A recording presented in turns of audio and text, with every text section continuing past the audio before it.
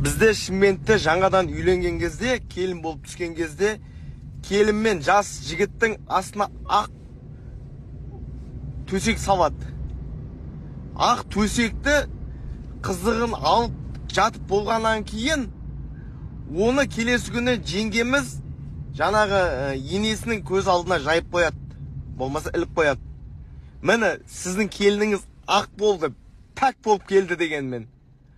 Ал бүгінгі жаңалықтағы өзінен 6 жас үлкен қызға үйленген ана жас жігіт жайлы айтқым келеді.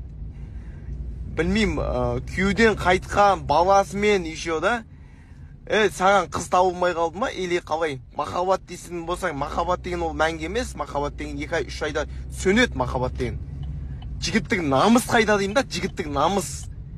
Қызсыз қалып кетсең де, үйленген жігітке үйленген қызы лайықты. Ал бойдақ жігітке бойдақ пәк қызы лайықты.